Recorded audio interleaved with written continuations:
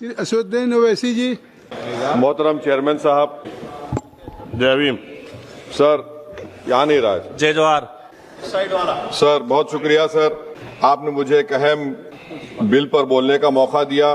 سر اس وطن عزیز کے غریب، بے روزگار اور بھوکے لوگ اس ایوان میں موجود برسر اقتدار جماعت کے لوگوں کو ایک پیغام دینا چاہ رہے ہیں کہ شاعر نے کہا کہ بھوکوں کی نظر میں بجلی ہے، توپوں کے دہانے ٹھنڈے ہیں، تقدیر کی لب پہ جنبش ہے، تدبیر دم توڑ رہی ہے. سر اس طرح کا ایک قانون بنانے کی کوشش کی جا رہی ہے جس سے غریبوں کو فائدہ ہوتا تھا. آج وہ قانون جو ڈیمانڈ ڈریون گارنٹی تھا، اس کو حکومت بدل کر ایک مرکزی معاون اسکیم کے طور پر نافذ کرنا چاہتی ہے. سر جب تک کسی پنچایت کو نوٹیفائی نہیں کیا جائے گا اس پنچایت میں کام نہیں ہوگا. حکومت کی یہ پالیسی ہمیشہ یہ رہی ہے کہ ہر اختیار کو حاصل کرنا چاہتے ہیں اور ایک ڈکٹیٹر کی طرح وہ حکومت کو چلانا چاہتے ہیں.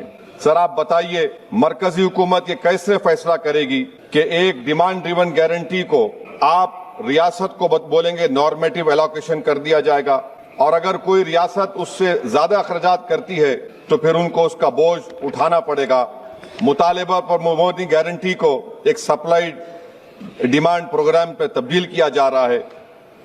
سر سال میں 60 دن بلیک آؤٹ ہوگا، کسی کو کام نہیں ملے گا.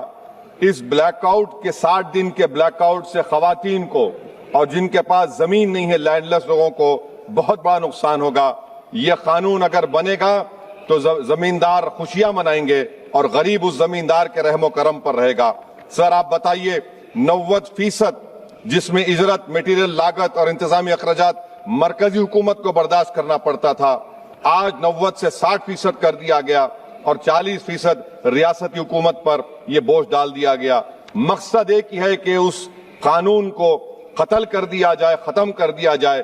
کون سی ایسی بھارت میں ریاست ہے جس کے پاس پیسے ہے بتائیے آپ؟ مارچ کے مہینے میں ہر ریاست اپنا بجٹ بنائے گی، کون سی ریاست کے پاس پیسہ ہے؟ تو یہ معلوم ہو رہا ہے کہ سرکار غریبوں کے خلاف ہے، غربت کا خاتمہ نہیں کرنا چاہتی.